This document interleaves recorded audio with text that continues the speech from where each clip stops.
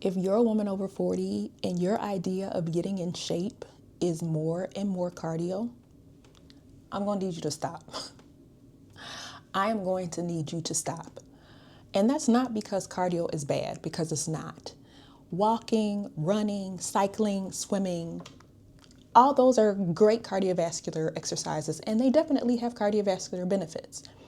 But if your exercise routine is mostly cardio at this stage, especially I'm talking about hours of cardio and you're not prioritizing strength training, I think you're missing one of the most important pieces of the puzzle. Because as women get older, the exercise habit that I want you to build as a woman looks a little bit different. And as for me, that means strength training comes first. Why am I putting strength training first? One of the changes that happens as we age is that we gradually lose muscle mass and we gradually lose strength. And this isn't just because of how our bodies look, it's actually because of biological changes, hormonal changes. Muscle is actually what allows us to do the things that we want to do. Things like carrying our luggage through the airport, climbing the stairs, getting up from the floor, playing with our kids or our grandkids. All of those things require that we maintain our strength, our mobility, and our independence as we age. Age-related muscle loss and strength is often called sarcopenia. And while we can't completely stop the aging process, we can influence what happens to our muscles. Resistance training is one of the most effective tools that we have. And women can gain strength and muscle from resistance training even later in life. So if you're over 40, over 50, over 60, I want you to begin to think about this another way. And that's why I don't want strength training to just be a thing that we squeeze in after we've done our cardio. Strength training is the foundation. And you might be asking, okay, so what about cardio? Let's talk about that. Now, I want to be really clear here. I'm not telling you to stop doing cardio altogether. Cardiovascular exercise has enormous health benefits. Heart health, blood pressure, overall fitness. These are all wonderful things. And yes, we want to be having these things as we age. And personally, I love walking. So this isn't a cardio is bad message. No, we're not doing that. It's just a don't let cardio be your entire exercise strategy, especially if you're spending hours doing cardio because you think that this is the best way to change your body, best way to begin to lose weight or improve your longevity. Because there's another piece that we need to think about as we get older. What is it that we're trying to preserve? We don't just want to be lighter. We want to be strong. The default exercise routine for women a lot of time is going to look like starting with a bunch of cardio. Like we all know the women who are like, I need to get in shape. And so they start running. And I think many of us women have been conditioned to approach exercise through the lens of burning more calories. Every time we eat something, we think about how many calories it has. And then we think about how many calories we need to burn as a result of whatever it is that we just ate. So then we jump on the treadmill, we take another cardio class, we add another mile, we try to burn more and more. And maybe the scales do change, but that doesn't necessarily mean that we've built the kind of body that we want to have as we get older. So I don't want my exercise routine to be centered around burning calories. I want it to be centered around building capacity. And what can the body do in order to give you the life that you desire to have?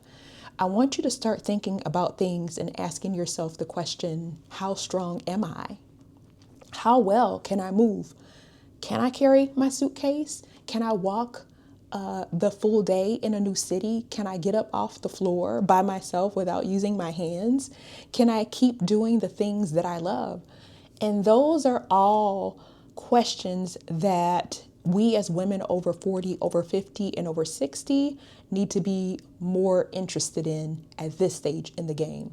So what should the exercise habit actually look like? For me, it starts with strength training. And I think this is where we can make things much simpler, and we're sometimes led to believe that it needs to be complicated. But you don't need to complicate it 5-day split. You don't need 15 exercises. Trust me, I know. You don't need to spend an hour and a half at the gym. Start with 2 or 3 sessions in a week. That's it. Choose a few basic movements, something for your legs, for pushing, for pulling, something for your core, and gradually increase the challenge as you get stronger. And you'll know when you need to increase the challenge because your body will tell you. And this is a common question that I often get from women is, how do I know when it's time to increase? Yes, you can follow a protocol, you can follow a routine, and you can listen to your body. Trust me, your body is going to let you know when it's time to move up because it's going to start to feel too easy. Your body is going to crave heavier weight, more activity, more of a challenge. And trust me, your routine can be incredibly simple. In fact, simple is probably better, and simple means that you actually are going to stick to it. So find what is your minimum.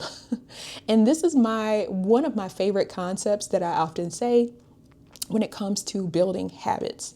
Don't start with the routine that is the ideal routine that you wish you could do and something that you created when you were perfectly feeling great and you have all the time in the world and you're on your vacation week. That's not the routine that you want.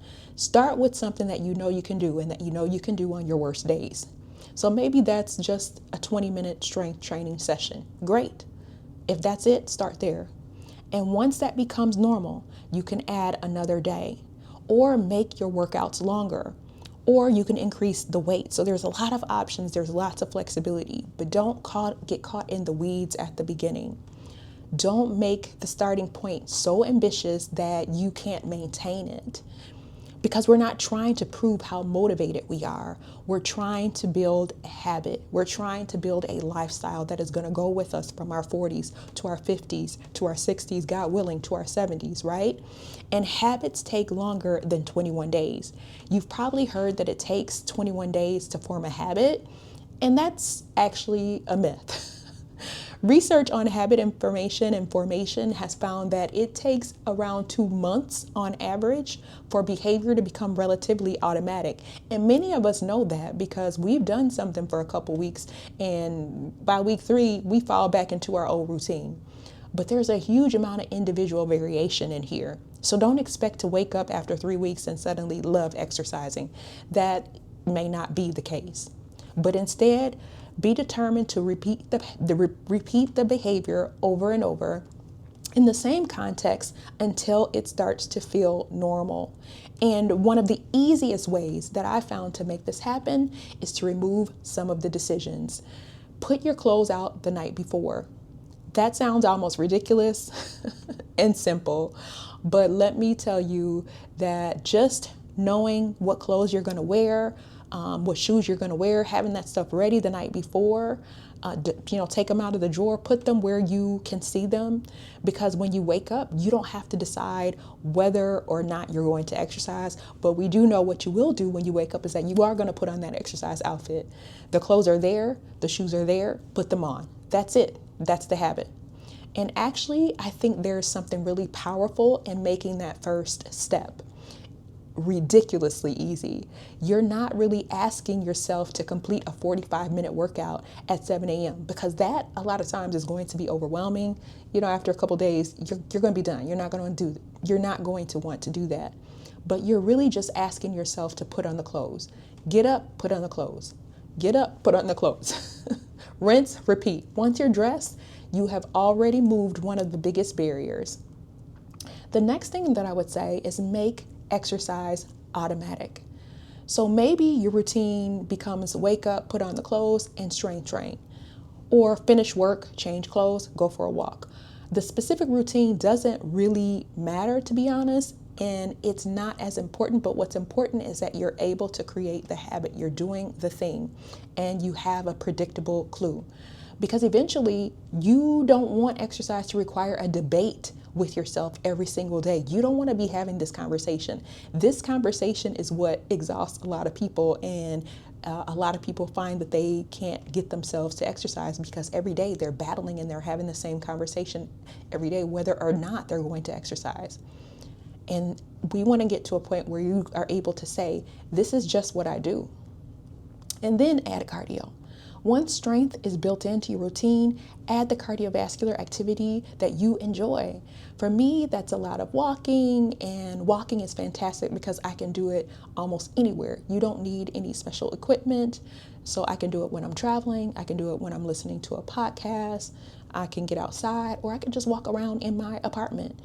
You might love running. Maybe you swim or you like to ride a bike, whatever it is. Take a dance class. Great. Do what suits you. Do the cardio that you enjoy, but I don't want you using cardio as a punishment for eating. And I don't want you spending hours doing cardio that you think because you think it's the only way to get in shape, because I promise you it's not. Think of cardio as a part of an overall health and fitness routine, and think of strength training as the investment in your muscle and physical capacity, and you want to be able to maintain that. More is not always better, especially when it comes to cardio. And I think it's especially important for women to understand that, because we're constantly being told to do more. A lot of us is built into our culture. We have to do more, be more, achieve more. We're constantly being told to do more workouts, more steps, more cardio, and eat less, right? More intensity, more. But what if the goal isn't to do more? What if the goal is to do enough of the right thing consistently, not just to do more? Because this is what I see oftentimes.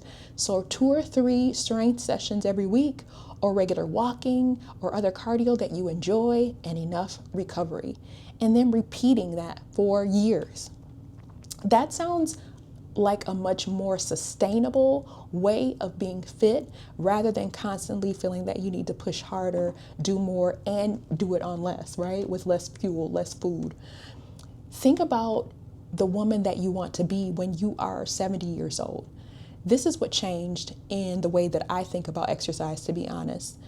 After caring for patients for over 25 years and seeing women in their 50s, 60s, and 70s, I don't exercise because I want to go back to being 25. I exercise because I want to be strong at 50, 60, 70. And yes, at 80 years old, I want to continue to travel. I want to walk through the city all day. And I'm not saying that I'm going to have those same desires at 70 and 80, but I definitely want the option.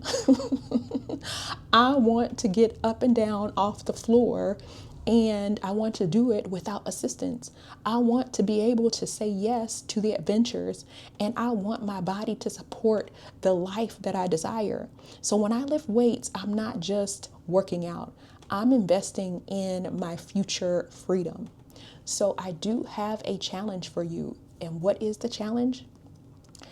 If your current exercise routine is mostly cardio, I'm not telling you to throw away your running shoes, but I'm asking that you would reconsider the balance. Put strength training on the calendar first. Start with just a couple days, 2 or 3 days. Keep it simple. Put your clothes and your shoes out the night before, and make the first goal simply to show up.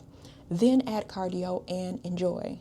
Walk, run, bike, swim, dance, whatever gets you moving and makes you feel good. But don't let cardio replace the strength workout that your future self needs. Your 60-year-old self, your 70-year-old self, she needs you to be doing cardio today. And I think the goal is to be strong enough to keep living the life that you want. We're not trying to exercise our way back to 25. We're building the strength and the habits that will help us to live for decades to come. I'm Dr. Nicola Shawn, and I will see you in the next one. Until then, keep building your health, your freedom, and your next adventure. Bye.